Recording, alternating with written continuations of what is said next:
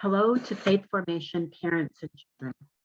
This is Deb Molitor, continuing as your local safe environment coordinator. I'm so glad that you're able to join me for a few minutes today as we continue our learning about how we can keep ourselves and our children safe from those who might want to do us harm or make us feel badly. Hopefully, many of you will remember that in last year's video, we talked about setting boundaries and letting people know what they are so that we can stay safe. This time, we are talking about secrets, surprises, and promises. Sometimes during this recording, I will ask you to put the recording on pause so that parents and children can have a brief discussion about something. Take as much or as little time as you need during these pauses, but please don't skip the chance to talk about the topics. If you want to write things down, you can, but there is nothing to be turned in except for the slip that says you have completed watching this video. Parents, this video is targeted towards kids in grades K through 4. But if you have a 5th or 6th grader, in addition to younger kids, you have the choice of asking them to join you or viewing the recording targeted towards grades 5 through 8 with them. So let's get started. We are going to cover a variety of ideas today. So by the end of the session, kids should know that there are differences between secrets, surprises, and promises. They should understand the safety rules about secrets and promises and know that if someone makes them keep a secret, it isn't their fault. We will also revisit the fact that these rules apply for online activities too.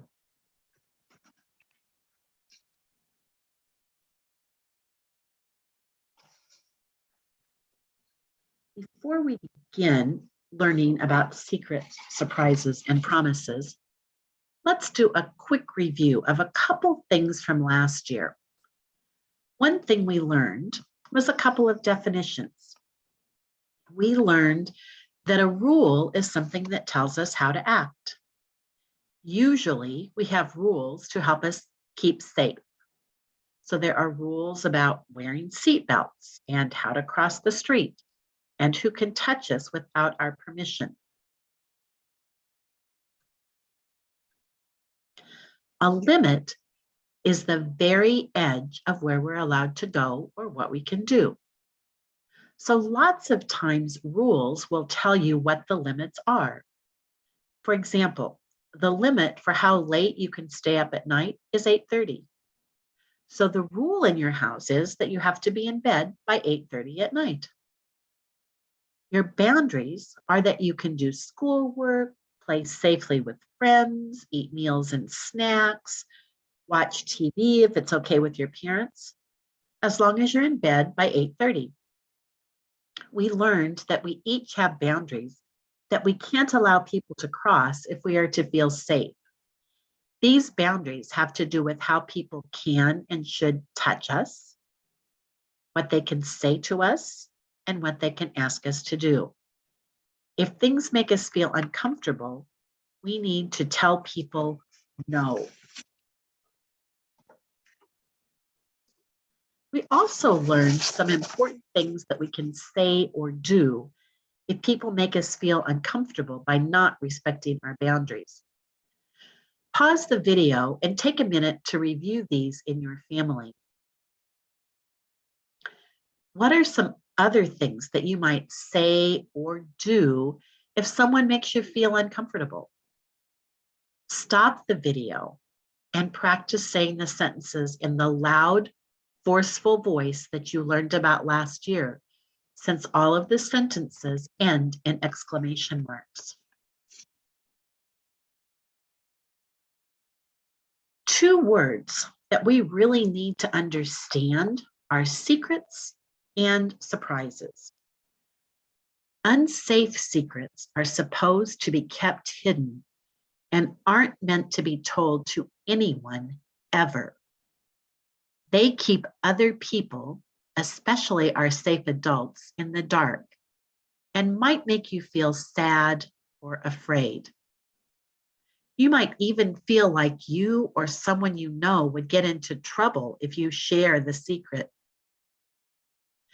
There should never be any secrets about safety rules, and there is never anything that you can't tell a safe adult, no matter what anybody else, a friend or an adult, tells you.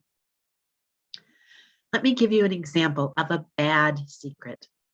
Angela, don't tell anybody that I showed you those yucky pictures on my phone. If you do, you'll get in trouble for looking at them. If you look at the picture on the left, you can see that this secret is meant to be kept forever. You aren't supposed to tell anybody, even safe adults. And it says you could get into trouble if you share the secret. That secret is a bad secret because it will probably make you feel sad or afraid. In a second, I will ask you to stop the video for a few minutes. While it is stopped, parents and kids, think of a time when you might have been asked to keep a bad secret. Parents, talk about how that made you feel and what you decided to do. Help your children to think of examples from school or community. When you are done, restart the video. Now, stop the video. Welcome back as we learn about the differences between secrets, which are often bad things, and surprises, which are usually good things. Many times people might ask us not to tell someone about something because it is a surprise.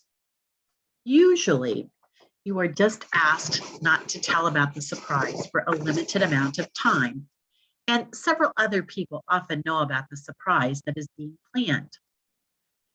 Usually, surprises involve something happy, fun, and exciting, and you don't have to wait very long before you can share the surprise with someone. Things like birthday parties, special trips, or a special treat might all be a surprise for someone that you are asked not to tell that person about. Let me give you an example of a surprise. Your Uncle Tim tells you that he is planning a birthday party for your cousin Max. He asks you to keep it a secret so that it will be a surprise. Here's another example of a surprise. In school, you are making something out of pottery to give to your parents for Christmas. Your art teacher asks you not to tell your parents because it will be a surprise for them at Christmas time. Both of these examples are fun and exciting, and you aren't being asked not to tell for very long.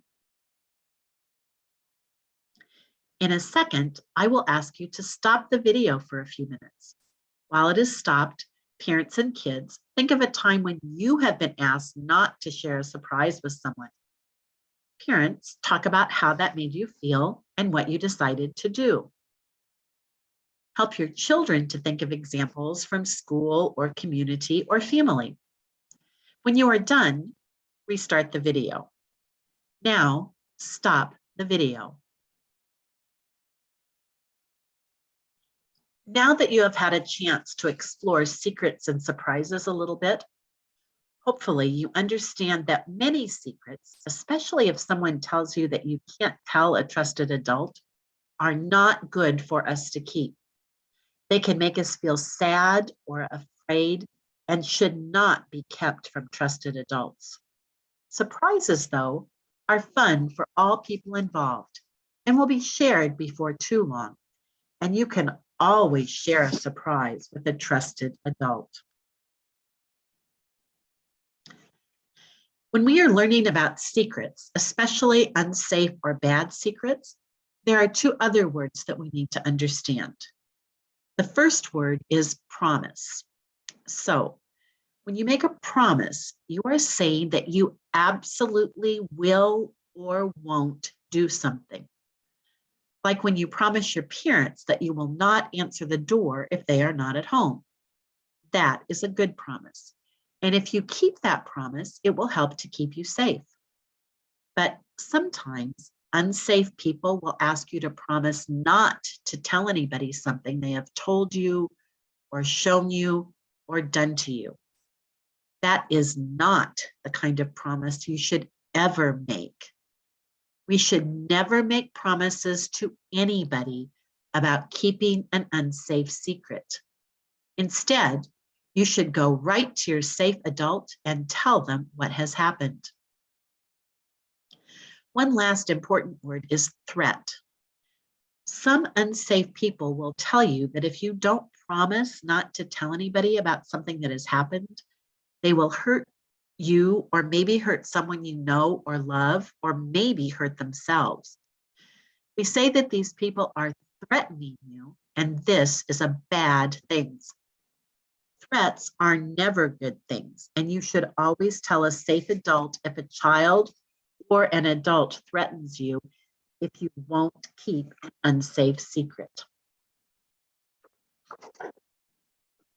We have talked about how important it is to tell a safe adult whenever you feel like someone has violated your boundaries or asked you to keep a bad secret.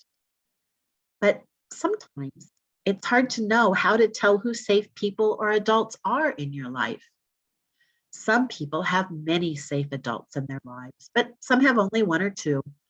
The number doesn't really matter as long as you are sure that the adults you think are safe fit the guidelines on this slide. First of all, safe adults will not hurt you without good reason.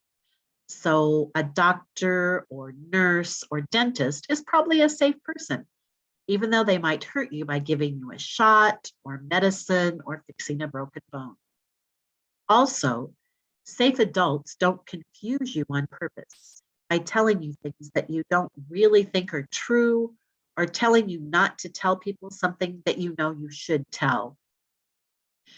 You can also tell that a person is a safe adult because some of the things that they do. For example, they will always find a time to listen to you when you tell them you have something important to share. They respect your boundaries so that if you tell them they are standing too close or hugging when you would prefer a high five, they do what you ask. Finally, they always follow the rules and never ask you to break a rule. In a minute, I will ask you to stop the video.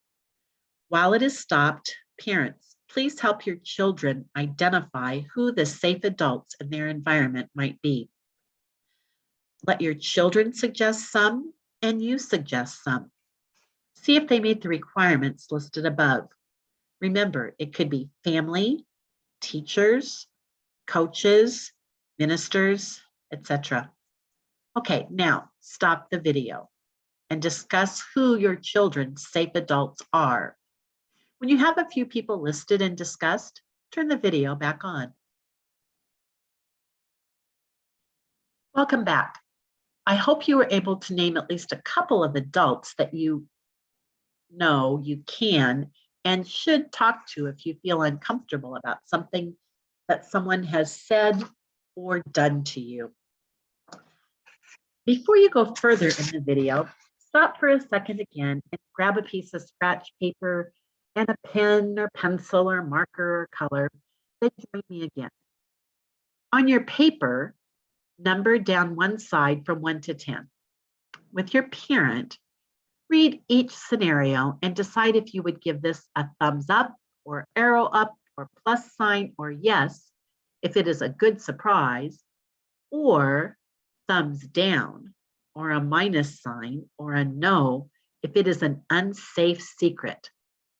Stop the video and complete the first 5 scenarios, then move on to numbers 6 through 10.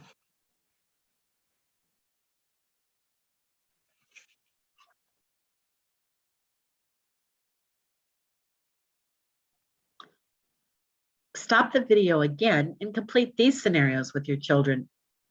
Talk about why they are good surprises or unsafe secrets. When you are done with all 10, turn on the video to the next slide and check your answers.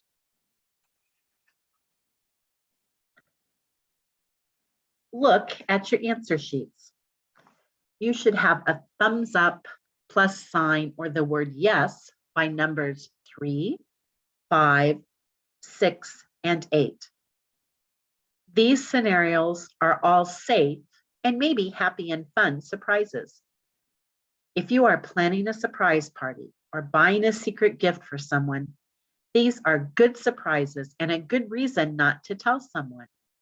Remember, it won't be long before other people know about the surprise, so you don't keep it for very long, and pretty soon other people will know about it too.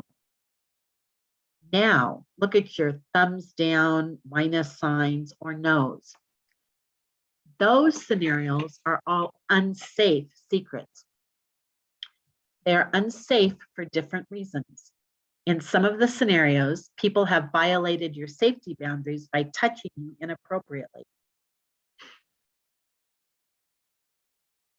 They might tell you something that made you feel scared or uncomfortable. In one of the scenarios, a friend is asking you to keep a secret that someone has violated their boundaries.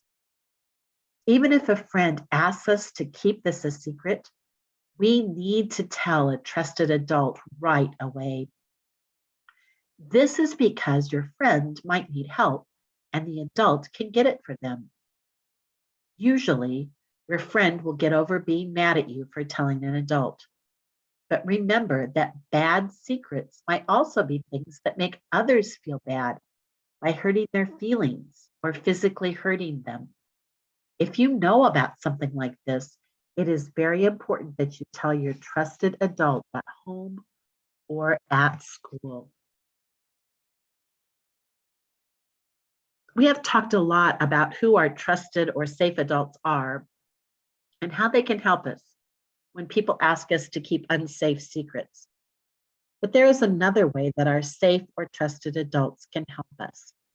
That is when we are on the internet or using a cell phone, tablet, or computer, and people that we might know or not really know break the boundary rules of the internet. There are 4 big deals to think about when you are on the internet. If anyone does any of these things when you are interacting with them on the internet, you should tell a trusted adult right away. Don't wait. If possible, take your device to the adult and/or ask them to come look at your computer. Then, trusted adults will take care of things from there. So here are the 4 big deals. First of all, tell a trusted adult if anyone uses bad language or bullies you on the internet. You know what bad language is. But cyberbullying looks like people calling you names or saying bad things about you or your friends. It also includes telling you that you have to do something that you don't want to do. We call that making a threat, if you remember earlier in the video. Tell an adult if people write these things down or say them out loud to you. You will also tell a trusted adult if anyone shows you anything on the internet that makes you feel sad, scared, or confused. These might be pictures or drawings that you don't understand or know you shouldn't look at. Again, remember, it's not your fault if someone tries to get you to look at these things on the internet. Tell your trusted adult right away, and you won't get into any trouble if you tell. Sometimes people you don't even know ask for your personal information, like your name, address, phone number, or a picture of you or your family. Never give this out to anyone until you have asked a parent or guardian if it's okay with them. Finally, sometimes you talk to people online and they might try to meet you in person. That is a big no-no. Tell your parent, guardian, or trusted adult right away. Show them the page or text and let them take it from there. Remember then, trusted adults can help us with things that happen in person and when we are online. I want to thank Faith Formation parents for participating with their children during the second virtual learning session to help guarantee that our children are surrounded by a safe environment. Hopefully, Both adults and kids have learned something new or practiced a needed skill. If you have questions that have come up during the viewing of this recording, feel free to contact me via email or phone. For both kids and parents, the most important takeaway is to remember that it is never a child's fault when someone makes them feel uncomfortable by demanding that they keep an unsafe secret or encouraging them to view or take part in inappropriate activities on the web. Kids need to always feel free to tell you, their most trusted adult, if this ever happens to them.